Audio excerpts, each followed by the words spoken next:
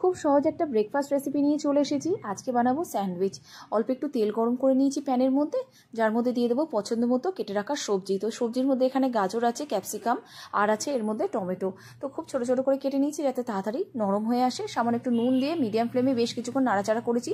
সবজিটা দেখো নরম হয়ে এসেছে। এরপরে এর মধ্যে দিয়ে দেবো সেদ্ধ করে রাখা আলুটা কিন্তু আগে থেকেই কেটে সেদ্ধ করে নিয়েছিলাম, সেটাই এটার মধ্যে দিয়ে একটু ম্যাশ করে নিচ্ছি। তো ভালো করে এটাকে ম্যাশ করে নেবার পরে এর মধ্যে কিছু মশলা আমি দেবো, খুব সামান্য কয়েকটা মশলা, যার মধ্যে আছে পাওভাজি মশলা, একটু দিয়ে দিচ্ছি গোলমরিচের গুঁড়ো, স্বাদ মতো নুন, আর দিয়ে দিচ্ছি এর মধ্যে অরিগ্যানো।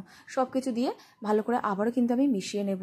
তো ভালো করে মিশিয়ে নেবার পরে এর মধ্যে আমি দিয়ে দেবো একটু সেদ্ধ করে রাখা কর্নটা কিন্তু আগে থেকে নুন দিয়ে আমি সেদ্ধ করে রেখেছিলাম, সেটাই আমি এর মধ্যে দিয়ে দিলাম।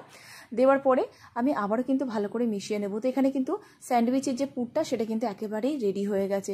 তো এবার একটা ব্রেড নিয়ে নিচ্ছি, ব্রেডের মধ্যে দিয়ে দেবো বেশ কিছুটা বাটার। তো ভালো করে বাটারটা দেখো দুটো ব্রেডের মধ্যে আমি একটু গ্রিস করে নিচ্ছি। এরপরে যে পুরটা এক্ষুনি বানালাম সেই পুরটাই কিন্তু এরপরে এই ব্রেডের ওপরে আমি ভালো করে একটু ছড়িয়ে দিচ্ছি।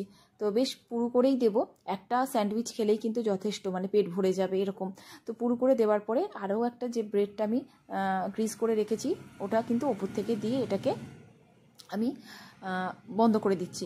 অন্যদিকে আমি একটা তাওয়া বসিয়েছি যেটার মধ্যে এটা সেঁকে নেব। তো এখানে সেজন্য একটু বাটার ওপর থেকেই আমি গ্রিস করে দিয়ে দিলাম একটা সাইডে, আর এখানে দেখো তাওয়ার মধ্যে দিয়ে দিলাম, আর আরেকটা সাইডে আর একটু বাটার আমি গ্রিস করে দিয়ে দিচ্ছি। ব্যাস এদিক ওদিক সেঁকে নিলেই হয়ে যাবে সকালের জন্য জলখাবার। তো কেমন লাগলো রেসিপিটা জানাতে ভুলো না। এরকম অনেক রেসিপি কিন্তু পেয়ে যাবে, ভালো লাগলে পাশে থেকো।